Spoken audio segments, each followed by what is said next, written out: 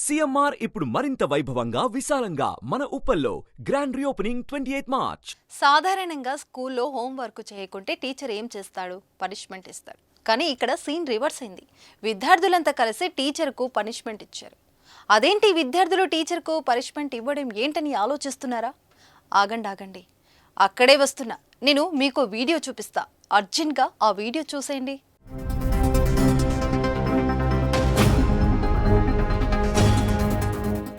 చూశారు కదా, విద్యార్థులంతా కలిసి టీచర్ను ఎలా కొడుతున్నారు? అసలేమైంది, ఎందుకు కొడుతున్నారు అనుకుంటున్నారా? అదేంటంటే ఛత్తీస్గఢ్లోని బస్తర్ ప్రభుత్వ పాఠశాలలో ఈ ఘటన జరిగింది. ప్రస్తుతం సోషల్ మీడియాలో ఈ వీడియో వైరల్ అయింది. బస్తర్ జిల్లాలోని పిలిభట్ట ప్రైమరీ స్కూల్కు చెందిన ఓ ఉపాధ్యాయుడు ప్రతిరోజు మద్యం తాగి పాఠశాలకు వస్తుంటాడు. రోజు స్కూల్కు తాగి రావడం కామన్గా మారిపోయింది. ఫుల్గా తాగి స్కూల్కి రావడమే కాకుండా స్టూడెంట్స్ను నోటికొచ్చినట్లు తిట్టేవాడు. క్లాసులు చెప్పమంటే బూతులు తిడుతూ కొట్టడం చేసేవాడు. అతగాడి చేష్టలకు విసిగి వేసారిపోయిన విద్యార్థులు టీచర్కు బుద్ధి చెప్పాలని నిర్ణయించుకున్నారు. ఎప్పటిలాగే మరుసటి రోజు కూడా ఆ టీచర్ తాగి స్కూల్కు వచ్చాడు.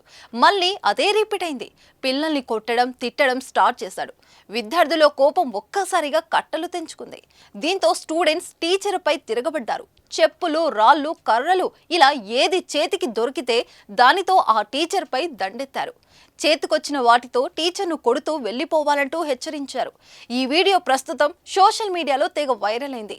దీన్ని చూసిన నెటిజన్లు వీడేం టీచర్ అంటూ కామెంట్లు పెడుతున్నారు. భలే బుద్ధి చెప్పారు స్టూడెంట్స్ అంటూ కామెంట్లు పోస్ట్ చేస్తున్నారు. నిజంగా విద్యార్థులు టీచర్కు బాగా బుద్ధి చెప్పారు కదా.